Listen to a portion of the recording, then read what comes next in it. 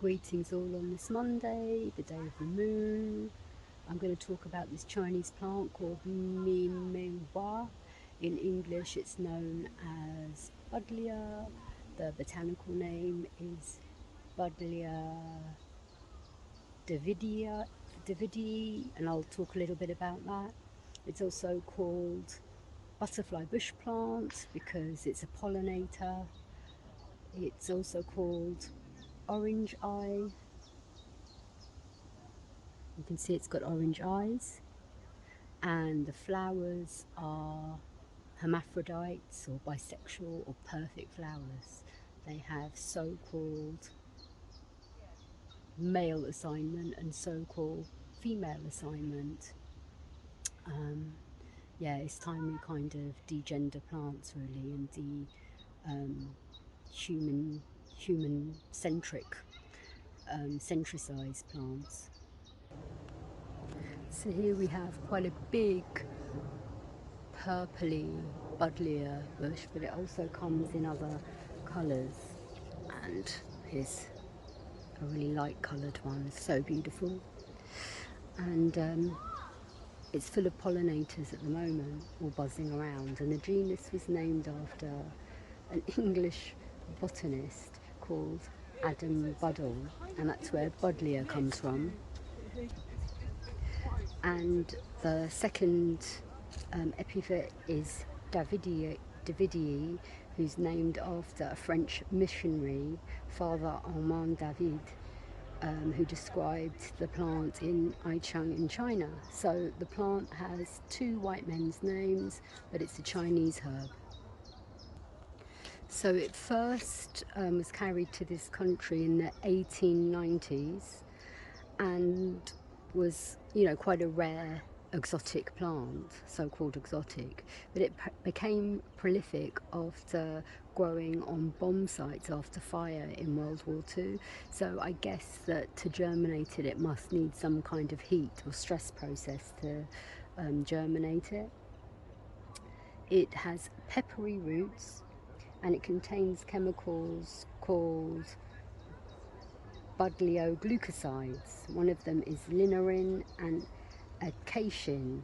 It has triterpenoid glycosides called menginoside A and B.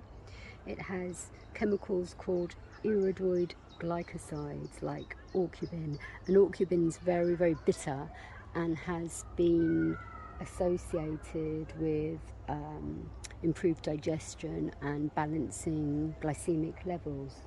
But what I want you to remember the plant as is as an eye guardian and the protector of the eyes.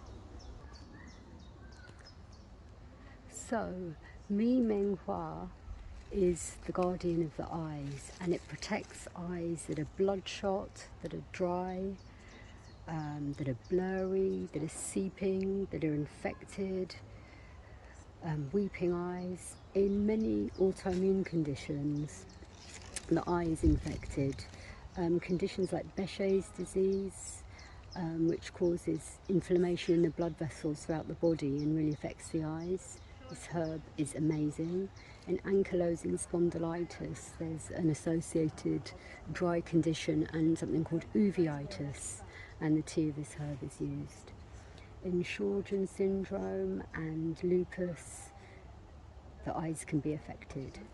This herb's also very good for vitreous humour, opacities, cataracts, glaucoma, nebulae, that's when you see things, and it's said to have a vitamin P-like effect. It's also probably useful where people have long-term corticosteroid use, because that can also damage the eye. At some point in the next couple of weeks, I'm going to do a video just on the chemicals in the plants, but I thought I'd give you a little taster of this plant, because it's just everywhere in the cities and we kind of walk past it and think it's a bit sort of scraggy because it grows out of fences. Another thing that is interesting about it and why it grows on a lot of sort of brickworks, out of buildings, on rubble, is that it can tolerate a lot of calcium when other plants can't. I was just focusing my camera and a beautiful peacock butterfly just flew away. But another thing about this plant, you can tell these are young plants because the stalks are green, but they develop a bark, and the bark has kind of deep ridges or furrows in it, and it's a light coloured wood. And while I'm here, I thought I'd just show you this plant, Bryony, or Bryonia alba, and it's really fascinating because it's got these tendrils that curl and twist. It's quite beautiful,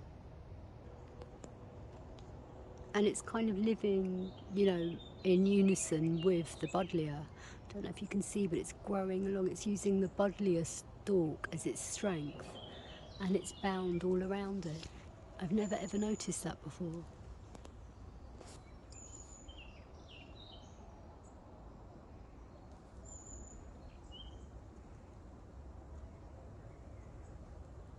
When my daughter was little and in a buggy and walking around council estates where we used to live, Buddlea was one of the plants that grew out of all of the cracks in the concrete, and it was one of her first words was Buddlea. And every time I walked pushing the buggy and we passed the Buddlea, she'd stop and say, Buddlea. There's the Bryony.